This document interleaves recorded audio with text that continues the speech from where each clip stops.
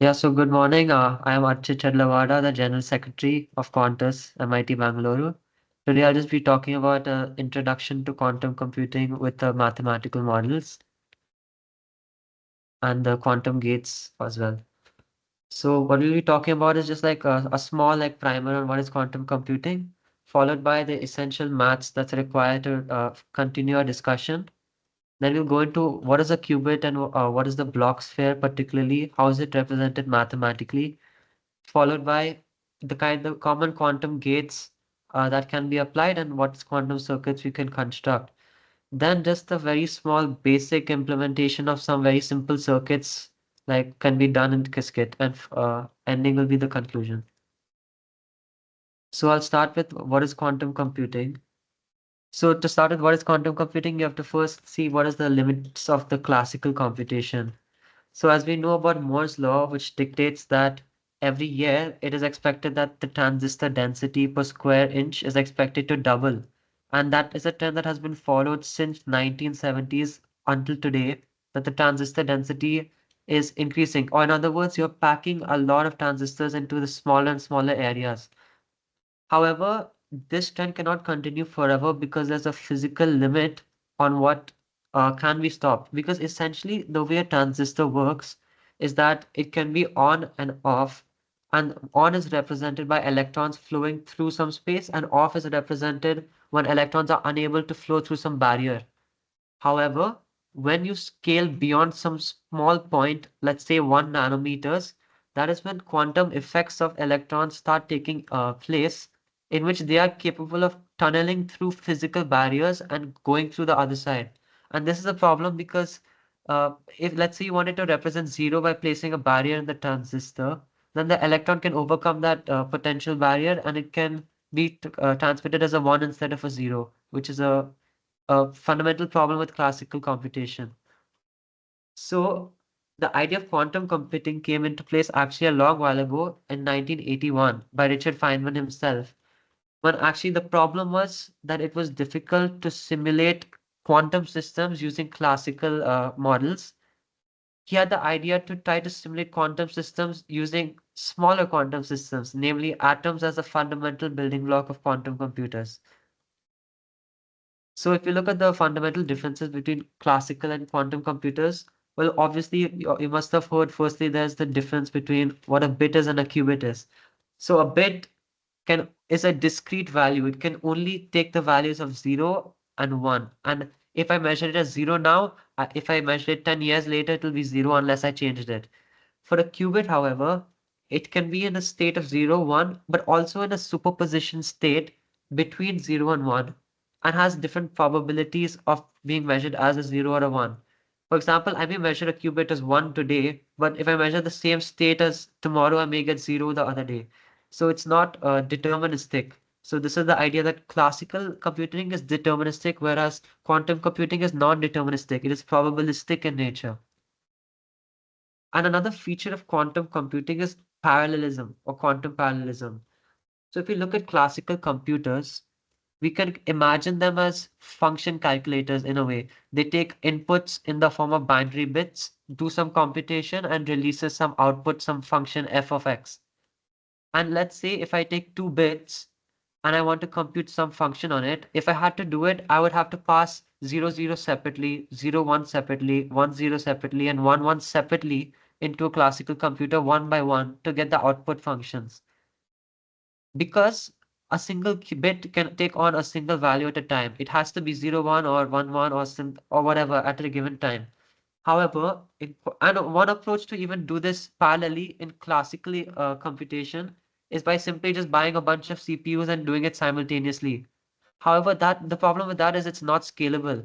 In the case of 2 qubits, it's very simple. 2 to the power of 2 is 4. So you'll only need 4 computers to simultaneously compute all of these values.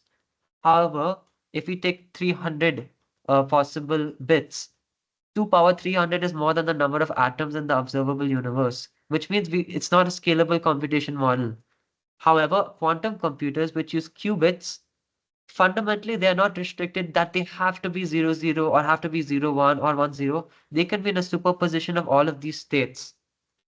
And function can be computed by applying operations on these qubits to compute the values for all of them simultaneously. And this is the idea of parallel computation, because parallelism is an intrinsic property of quantum computing, whereas parallelism can be achieved either by spending more time or spending more money in classical computation.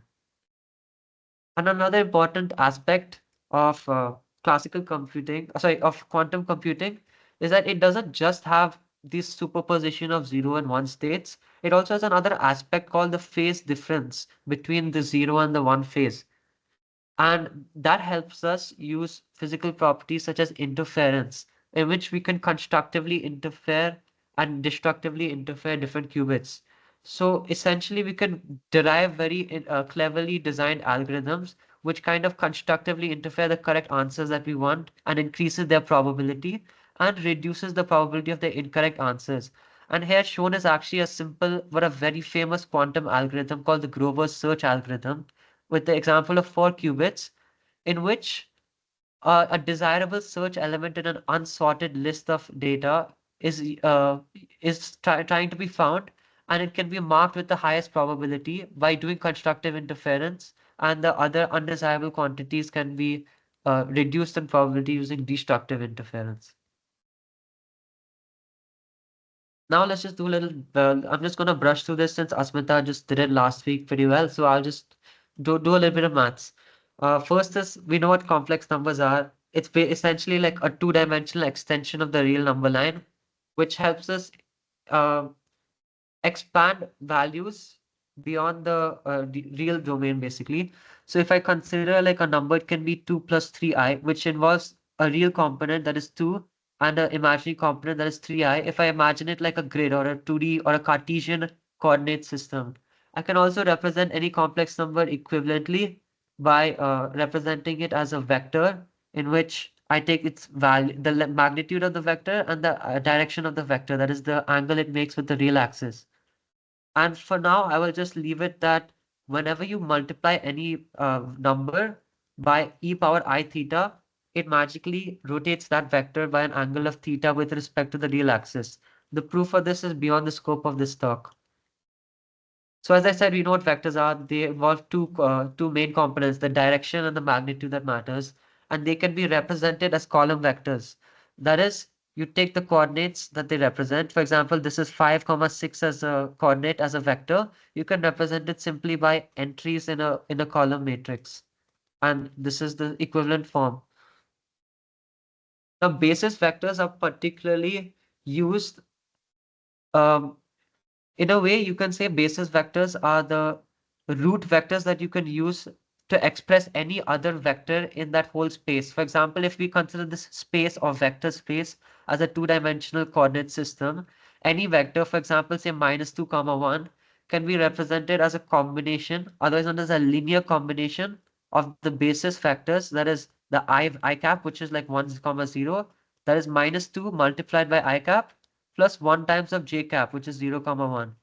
So linear combination is basically just a sum of products of these basis vectors, and any other vector in this vector space can be represented as a linear combination of basis vectors. Now just a small primer on multiplication of matrices with a vector. So if this is a vector which is represented as a column, and if I want to multiply it by a matrix A, we know the normal algorithm where we multiply this times this plus this times this plus this times this and then this times this, so on, so on, so on.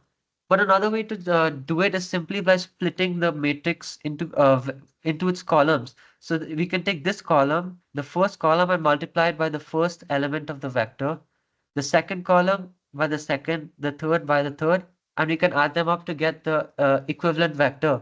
So we can see that multiplying a vector, or in other words, applying a matrix on a vector, gives a result to another vector. And hence we can kind of view matrices as a whole as a linear transformation. When I mean linear transformation, I mean we know vectors are like lines in a way, so like they are linear, but we can transform one vector to another just by using matrices. So if we look at this example, we 5, 6, if this is the original vector, I can apply this matrix by multiplying it on this vector to obtain a new vector. And it's in a sense linearly transforming this. Linear transformations might involve rotation and scaling up. You can see this rotates a bit here and it scales up in magnitude. So that's what a linear transformation is.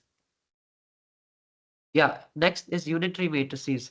So like I said, linear transformations have both rotational and scaling aspects.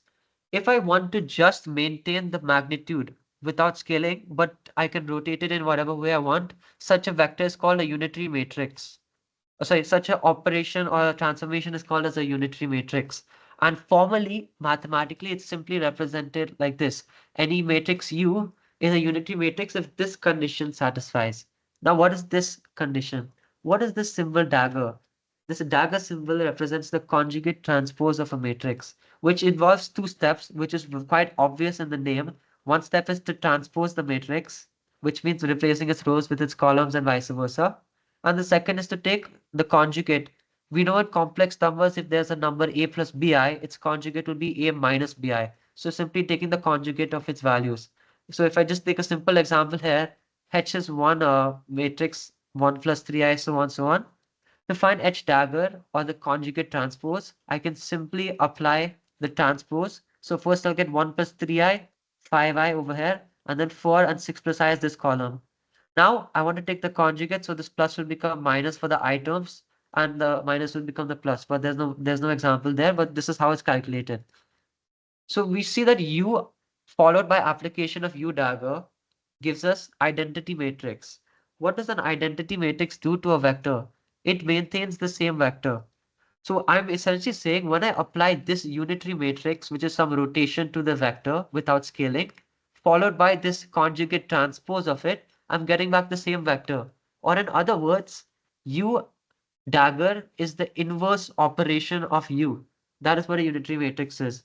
I've simply put an example here for your convenience. You can check it out later. It's just a simple example of a unitary matrix by proving that U into U dagger gives us I. And this is the identity matrix. Second thing is a Hermitian matrix. So when U dagger happens to coincidentally also equal to U itself, that is just called a Hermitian matrix. The most simple example would be the identity matrix. If we take the transpose of this and we take this conjugate, that is, we take U I dagger, it's equal to the same value. So the identity matrix is a Hermitian matrix. What if we take both unitary and Hermitian matrices? First of all, what is even the significance of unitary matrices in quantum computing? Why do I care? Well, as you will see, we represent the state of a qubit as a vector. It's just convenient mathematically and it's a powerful tool for us. The reason for it being unitary is, like I said, measurement of probabilities of it being 0 and 1, they must add up to 1. So that means the length of the vector should not be changed. It should be a unit vector length. So whatever operation I can apply or gate I must apply, it must maintain and or preserve the length of this vector, but it can rotate it in different ways. Hence, I will use unitary operations. Yeah, now coming back to what I was saying, if they're both unitary and Hermitian, we know that U is equal to U dagger, but unitary means that U dagger times U is equal to I. So I can just substitute U dagger as U itself. So in other words, I'm saying that if I apply U, this operator, this linear transformation 2 times on a vector, I get the same vector because it's equivalent to I. So what this means is U is its own inverse because I'm applying U once and I'm applying it again. It's inverting its previous functionality and giving us back the original vector. Okay, now that was a bit of math. Let's get to qubits and how they are represented mathematically using these tools that we just learned. So again, I said a qubit is like in a superposition state of 0 and 1. Now let's see how we represent it mathematically. If we assume like the qubit is a sphere, and I'll explain why we're using a sphere over time, but just assume that I'm right in saying that it is a sphere, and we assume the z-axis is 0 and 1 respectively, in the positive and the negative z-axis, then I can represent any possible state on this sphere by a vector. It's called the state vector phi of a qubit, and it can be represented by a linear combination, that is a sum of products of the 0 and the 1 state, using alpha and beta as they are known as probability amplitudes. Why are they known as probability amplitudes? Because they have an intrinsic relationship with the probability of measuring 0 and 1 respectively. That is the probability of measuring 0 is just the magnitude of alpha squared. Why did I say magnitude of alpha squared and not just alpha squared? It's because alpha can also be a complex number, and we'll see that later also. And the probability of 1 is also the square of the magnitude of beta. And an extension of this, like I said, the normalization condition must be met. That's why we are using unitary matrices. So obviously the sum of probability of 0, that is alpha's magnitude of alpha square, and the probability of 1 must be 1. Obviously, that is because it can either be 0 and 1 when you measure a qubit. It cannot be anything else. So now, yeah, you saw like why am I doing this weird line and this angled bracket thing for 0 and 1? It's just a notation that we borrowed from physics called Dirac notation. Essentially, Dirac notation represents vectors using this notation, two types of notation, kets and bras. So ket is this line followed by a right angle bracket, and it represents the column version of a vector, whereas a bra, which is the left angle bracket followed by a line, is the conjugate transpose of the ket in a way. It's like the transpose, like a row vector. And now you're wondering, wait, where on earth did vectors as as column matrices come into play? How is this equal to 1 comma 0? So like I said, when we are talking about the states or a superposition of states 0 and 1, there are two probability amplitudes associated with it, alpha and beta. So we can kind of represent alpha being related to 0 state and beta being related to the 1 state. So in this case, ket 0 means it's in the 0 state. So alpha must be equal to 1. Why? Because the probability of measuring 0 when it's actually 0 is 1. Whereas if I'm measuring 1 when it's actually 1, the probability of measuring 1 is 1 over here. The most general form is over here. If we represent the state of a qubit as alpha ket 0 plus beta ket 1, we can replace the 0 by its column vector and the beta also and the ket 1 also by its column vector, and we basically see that alpha is related to the amplitude of 0 and beta is related to the probability amplitude of 1. And we calculate the actual probabilities by simply squaring their magnitudes. You can also think of this if you're from a computer science background like indexed arrays. Like the zeroth index, that is the ket 0, has an index of has a value of alpha, that is its probability amplitude, and the 1th index has a probability amplitude of beta. So now I told you I have to justify why we're using a sphere in the first place to represent a qubit. So I said there are two main aspects of information that a qubit carries. One is the amplitude, the probability amplitudes, namely alpha and beta. And the second is the phase difference between ket 0 and ket 1. So essentially the block sphere is a clever combination of two representations, one for amplitude and phases. So let's just see how we can possibly represent amplitudes in a diagrammatic way. So this is a common way of representing amplitudes where we take ket 0 as one axis and ket 1 as one axis on the positive first quadrant basically. And any vector along this unit circle will represent some linear combination of ket 0 and ket 1. Why? Because the vector has to be of length 1. That's what's following the unit circle. And if this vector veers kind of closer to 1, that means its probability amplitude on 1 is higher. And if it veers closer to 0, that means its probability amplitude of 0 is higher. And we can namely compute if we assume that there's some angle made with this 0 axis, like some theta over here, we can say that the amplitude of ket 0 is just cosine of theta over here, and the amplitude of ket 1 is the sine of theta. So this is how we represent the amplitudes. Now, when we talk about phase, I just wanted to bring back an 11th standard kind of thing that might help drive this home. Remember, we used to look at inductive and capacitive circuits, and we used to look at the phase difference, how much voltage and current are leading or lagging with respect to each other. That was represented by a rotating vector, otherwise known as a phasor diagram, right? This is how it kind of looked. So I'm kind of drawing the analogy here to, like, if we assume the voltage is ket 0 and the current is ket 1, what is the phase difference between these two vectors is what's important for us.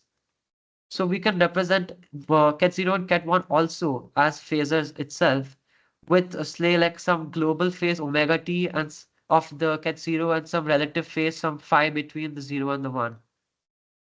Now we have to combine these two into a block sphere. How do we do that? Because on like external looks, what I'm seeing is there are four possible dimensions. There's the alpha dimension, obviously, and the beta dimension. We cannot really go away with them. But in addition to that, we have two other dimensions, the global phase of cat 0 and the global phase of cat 1. I have four variables. How do I represent four things in a three-dimensional representation? Well, the answer is you can't. You need a four-dimensional representation for that, right? But luckily for us, what we really care about is the relative phase between cat 0 and cat 1. Because the designation of the global phase of 0 is pretty arbitrary. It doesn't have much significance or meaning on its own. Phase only has a meaning if it's relative to something else. Hence, if I designate and assume that cat 0 is like 0 phase, I only need one parameter, that is the phase difference between 0 and 1 to represent it. So now I've basically reduced my problem to three parameters, alpha and beta for the amplitude and the relative phase between 0 and 1. Now I have only three parameters, so I can make a three-dimensional spherical representation. And why I've made sphere rather than a hemisphere, because you can see like this is a quadrant, and if you rotated it by 180 degrees, if you kind of imagine pulling it out from the screen and rotating it, you get a hemisphere. But we use a sphere because it's convenient and we can exploit some symmetries, and it's also easier to understand certain types of gates when we use the sphere. So instead of using 0 over here and 1 over here like how it was before, we stretch out the 1 here so we can get a full line for 0 and 1. Even though they're orthogonal, it looks like they're 180 degrees, they're anti-parallel, but they're actually orthogonal bases. But I'm simply representing them opposite so I can have the convenience of showing it nicely on a sphere. And where's the phase now? If you look at it from the top, if you try to look at this sphere from the top cross section, you can kind of see like this circle over here and this x-axis and this y-axis. If you look carefully, this might remind you of the complex plane. Why? Because if this is our state vector and you're looking from the top and you're projecting it from the top, you can see that this x kind of resembles a real axis and this y kind of resembles an imaginary axis with some angle phi, that is a rotation of some angle, if you remember, with respect to the real axis. And again, this amplitudes are represented by an angle with respect to the z-axis, which is the 0, 1 axis. And now we come to like the formal like mathematical representation of the block sphere, which is this formula. Any quantum state of a qubit can be represented as such by a linear combination of 0 and 1. But why am I taking cos of theta by 2? I said it was cos theta last time, right? Again, like I said, I kind of stretched this 0, 1 to 180 degrees. So whatever angle is shown on this block sphere is not the true angle that would be shown if it were this representation. So I need to divide it by 2, whatever angle is on the block sphere, this polar angle, and that will give me the true amplitude alpha and beta respectively. So those are the amplitudes. Now this phase, I said like you can kind of imagine like a real axis with some rotation of phi radians. And that, as I told you, just trust me, we can magically just do that by multiplying it by e power I phi. And e power I phi is on the term 1 only because we're only considering relative phase. 0 we assume to be phase 0, that is e power I 0, which is 1. And 1 is the this phi is the relative phase between 0 and 1. So this is how we formally represent a qubit mathematically. So now all this time I've been talking about a single qubit only. How do I extend to multiple qubits? Again, don't get bored, but everything in quantum computing is mathematics at the core. Without mathematics, you cannot go beyond a certain level in this field. Multiple qubits are represented mathematically using tensor products.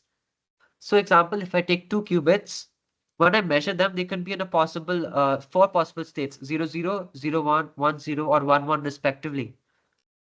And how I compute the matrix, the column vector representation is by taking the tensor product. So how exactly do I take it? I won't use this example because it's hard to see the letters. I'll use this example. Let's say both of my qubits are in state 0. I can derive its matrix, its column product vector like this. The first vector is ket 0, which is this 1, 0. Like I said, the index of 0 is 1 and the index of 1 is 0. And also the other qubits state vector is 1, 0. To take the tensor product, I just simply do this. I multiply all of the terms pairwise and I put the result. So I start with 1, 1. 1 times 1 is what? 1. 1 times 0 is 0. Then I go on to 0. 0 times 1 is 0. 0 times 0 is 0. And I've obtained this. So essentially, this state vector represents 0, 0. That is the first qubit 0 and the second qubit 0. I can do the same logic for 0 and 1 and obtain this and 1, 0 and 1, 1. And this also makes sense because you can kind of see in a two-qubit system, what are the possible states? If we look at this from an indexed array perspective, 0, 0, 0, 1, 1, 0, and 1, 1. So if the state is 0, 0, obviously the probability amplitude associated with the 0, 0 index is 1. If it's 1, 0, 1, the probability amplitude is 1 for the 0, 1th index, and the 1, 0th index, and the 1, 1th index. I hope this makes sense. We can discuss more if there are any doubts in there. So now we've got what is a qubit, how to mathematically represent it.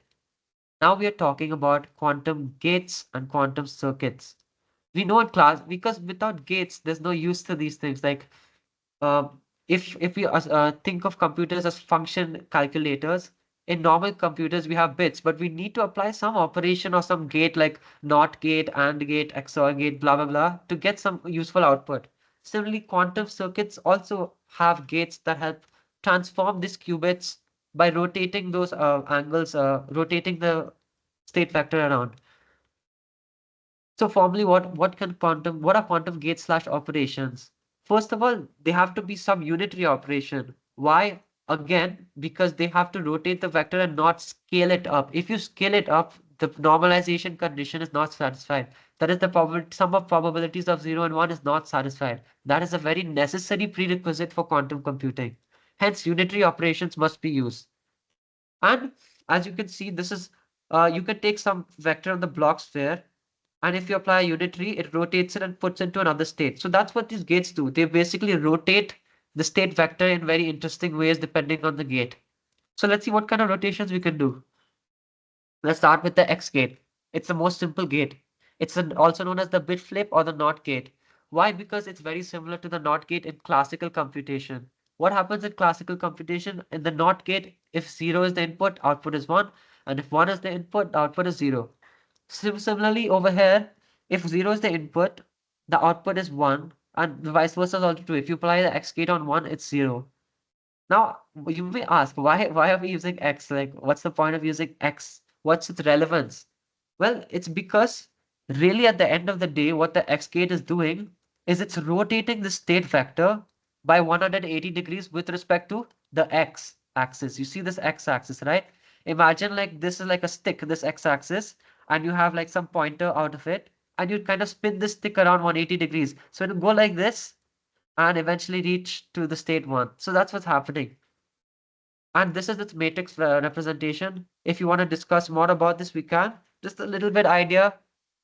Remember, like I said, matrices can be decomposed into the columns, right? So if I start with, if I start with some alpha and some beta, it'll be alpha times of 0, 1 plus beta times of 1, 0, which will be beta comma alpha. So essentially what I'm doing is I'm flipping. Does this make sense? Because Archit, yes, sir. in this case, I think when you present next time also, now keep one short example where you can have some like vector, maybe a state, and then operate the gate matrix like X gate on the matrix, and then like you can show the how it's changed the Yes. state vector. Because when mathematically you operate, that make more intuitive sense for people actually. Yes, sir. Actually, it's part of the end. Like I was going to discuss that, show an example also. Yeah, so yeah, so if you move on from this X gate onto the next gate, the Z gate. So basically X was flipping it around the X axis. Z gate is like rotating it around the Z axis. So if we start with this, and I told you the Z axis is this 0, 1 axis, and we do a 180-degree rotation about that. What do we get? It rotates like this and it comes to this state. So it's also represented like this with this. We'll see examples of this. This is its matrix form.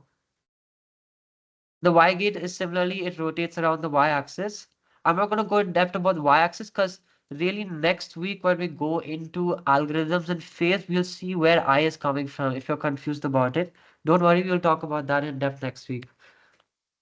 The Hadamard gate is basically like trademark of quantum computing. It's like the most famous gate in quantum computing because it's very unique. It's not common like other gates that have classical analogs.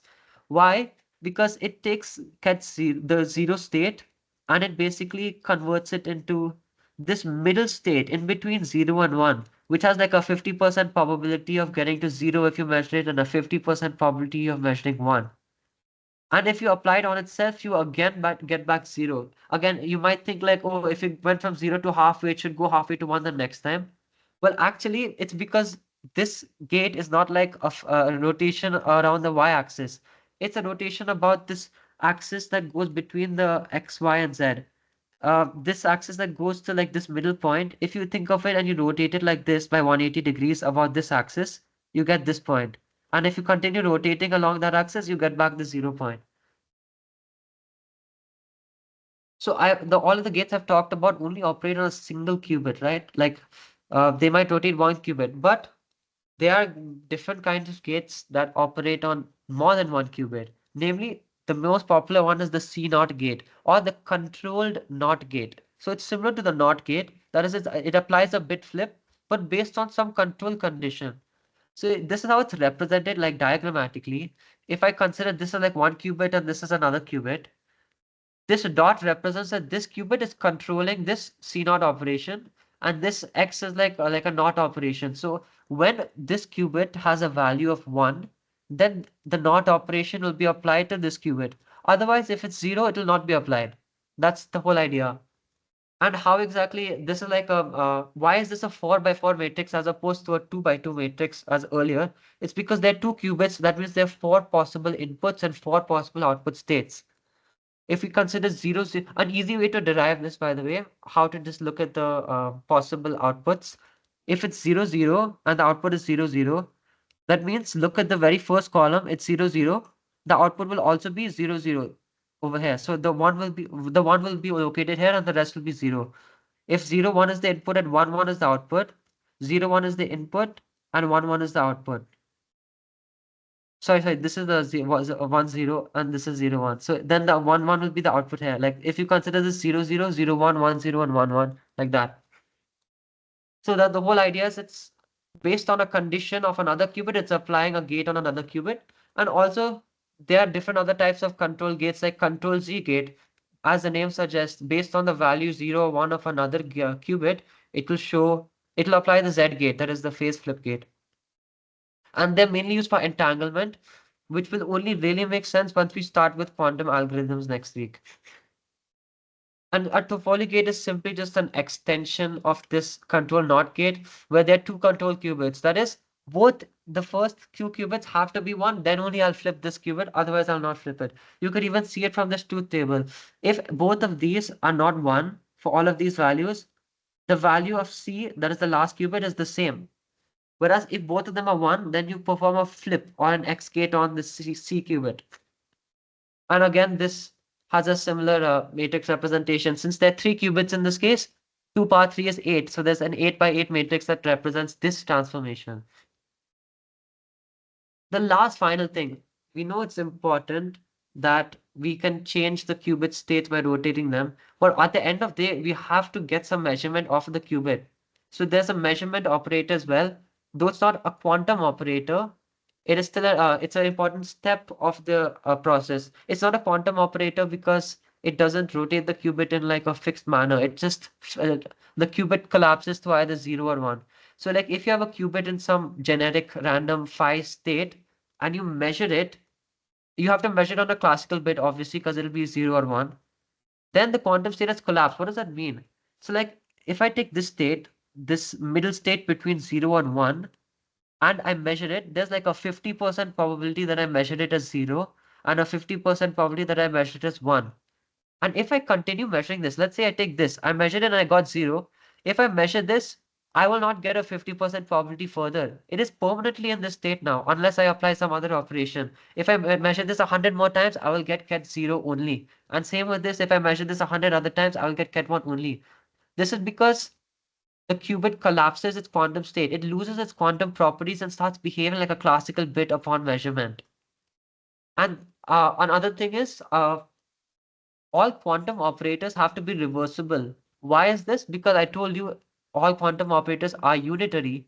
And we know that the unitary of the matrix, the inverse of a unitary matrix, can simply be found by finding U dagger, which is its uh, complex conjugate. So that means all unitary operations are reversible, which is all other operations other than measurement. All the previous ones I've talked about, all since they're having a fixed rotation matrix, they are reversible by just finding U dagger. Whereas measurement is an irreversible process and hence is not considered a quantum operator, but is still an important step, the most important step. I mean, without measurement, what can you do of the quantum algorithm process? So now let's talk about quantum circuits. So we talked what are qubits, what are the gates and like transformations we can apply to them.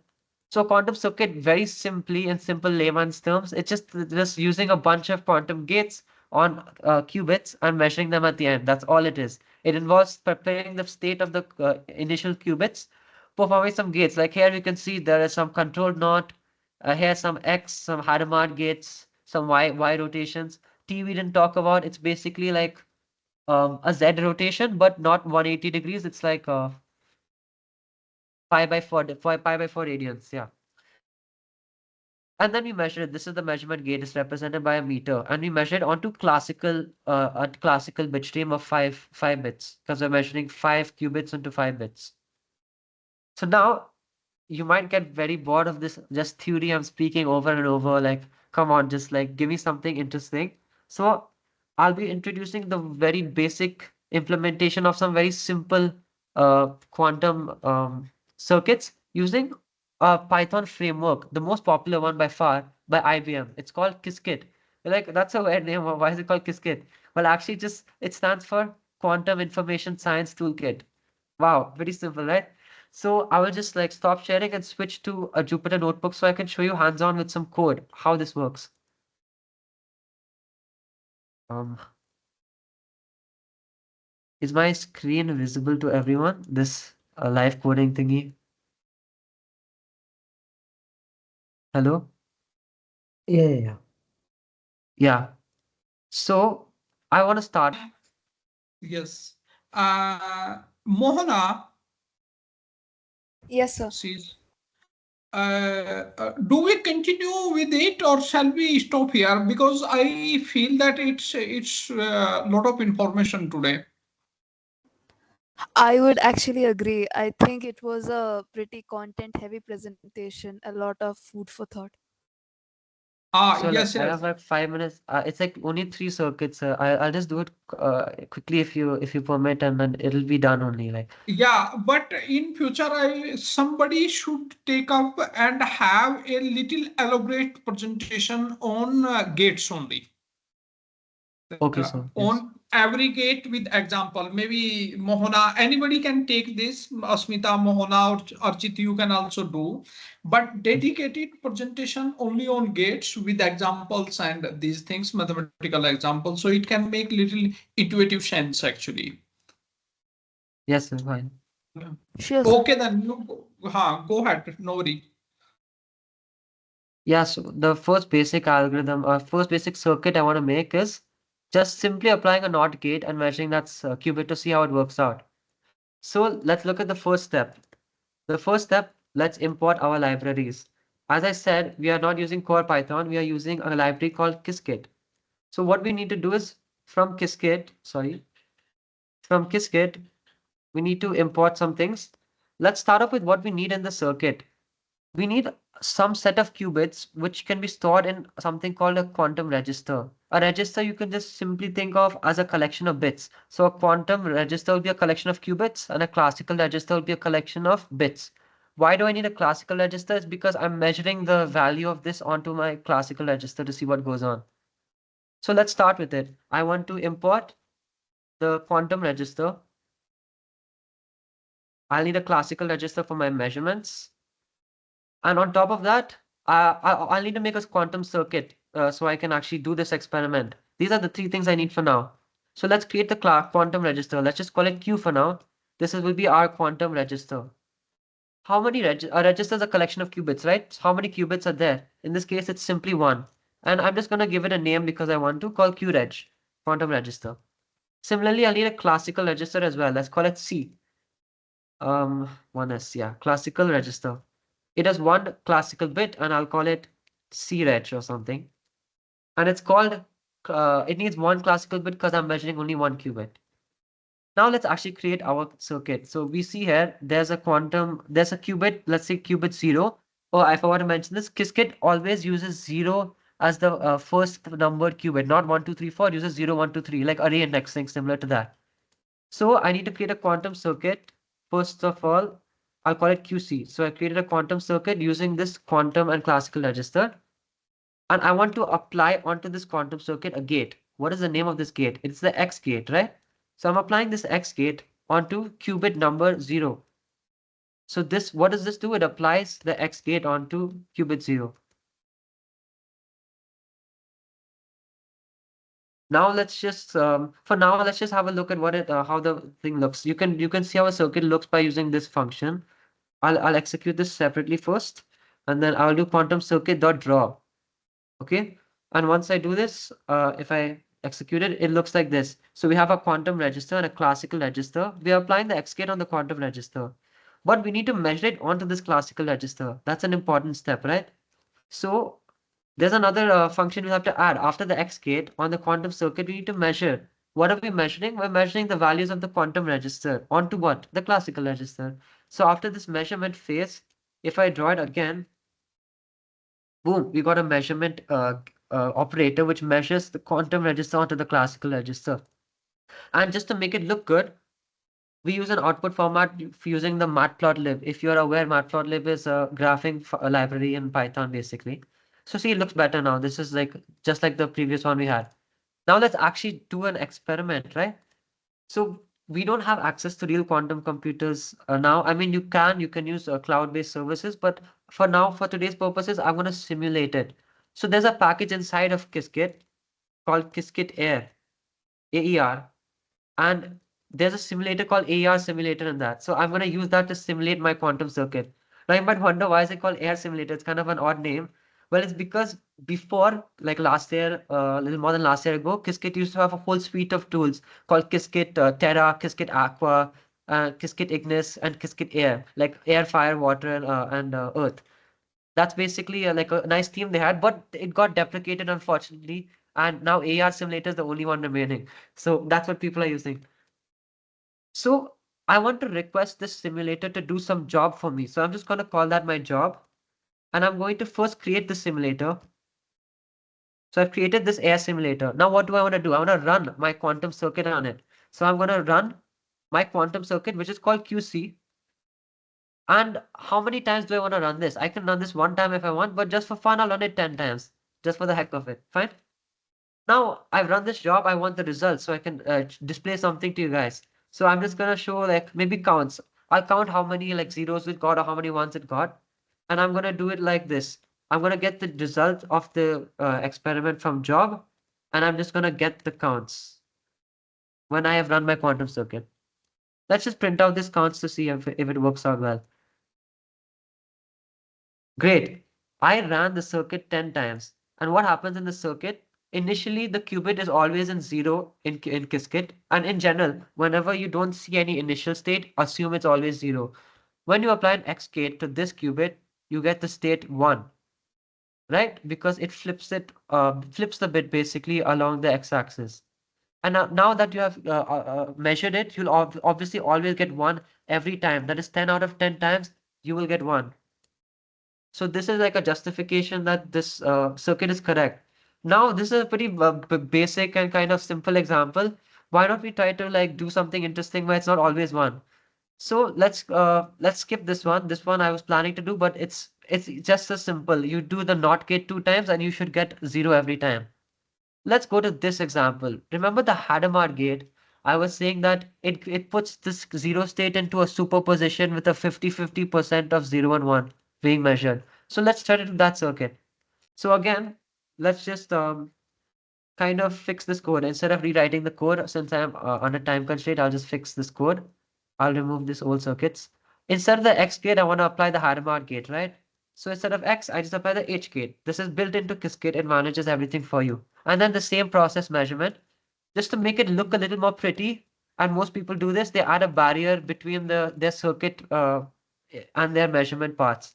Like if I show you the drawing now, there's a line barrier here. It's just a normal thing just for aesthetic purposes. So now I'm gonna run this more like 500 times just to show you so I get a better result. And what we should expect is that 50% of the time when I measure it, it collapses to zero, and 50% of the time it should collapse to one. Let's have our fingers crossed and see if it works. Yeah, see, almost like out of 500, almost 250, 250 split is there between 0 and 1. I can visualize this on a histogram. Even Qiskit even provides that functionality. It's from Qiskit.visualization because it's a visualization part of the library. I can import a function called plot histogram, which plots a histogram of all of your counts just to make it nice and visual. So I'll just plot a histogram using these counts that I just got. And what happens is I can see almost 50-50 split between 0 and 1. Obviously, you cannot guarantee an exact split because that's, like I said, quantum computing is not deterministic, but it should adhere to this on average. In fact, if I increase this to like 10,000, just to see, I should see something closer to 50-50, right? Which is, yeah, the difference is bigger, but as a proportion, it's closer to 50-50 split. So this was Hadamard. Just like a little brain teaser, I will just implement this circuit and I want you to think over why the outcome is coming like this, and we can discuss it next week. I am adding onto this Hadamard gate a controlled NOT gate with this as the qubit 0 as the control and qubit 1 as the target which gets knotted. So if I do that now, I'm adding to this quantum circuit a control NOT gate, and its control bit is the qubit 0. Oh yeah, I forgot. I need to add a second qubit, right? Because there are two qubits here. So I'm adding a quantum register with two qubits and a classical register that can read these two qubits. So I'm applying the Hadamard gate to Q0 and applying the C0 gate with Q0 as the control and Q1 as the target. Now let's kind of see how the output looks. See, we got the same circuit that we had here, right? You might expect, fine, Hadamard means, okay, 50% probability of classical being 0 or 1. And again, fine, not, that means again 50% probability of 1 and 0. That means I should get maybe 25% 0, 0, 25% 0, 1, 25% 1, 0, 1, 1. But let's run this and see what actually happens. Isn't that odd? I'm not getting any 0, 1 or 1, 0. It's almost as if the states of the first and the second qubit are linked or correlated in some manner. I cannot break them down into their constituent qubits. And for a hint, this is called entanglement, and we'll talk more about it next week. And the visualization also shows only 0, 0, and 0, 1. I'm not getting like 25% 0, 0, 25% 0, 1, and the rest. So we will talk about this. Entanglement is essentially a correlation between your qubits that transcends individual qubit identity. Or in another way, you can see it, this qubit 0 and qubit 1 behaves as if they were like a single entity. You cannot distinguish between qubit 0 and qubit 1. Yeah, sorry for this very long and like lecture. But next week, for sure, like we'll also go properly into the quantum gates at some point, like with the intuitive example, so we can like do it properly. This was actually more like an overview presentation, so you can get an intuition and like get a feel for what quantum computing is about. Then when we go in depth, we'll anyway get very acclimatized with all the gates and all the qubits and all the operations.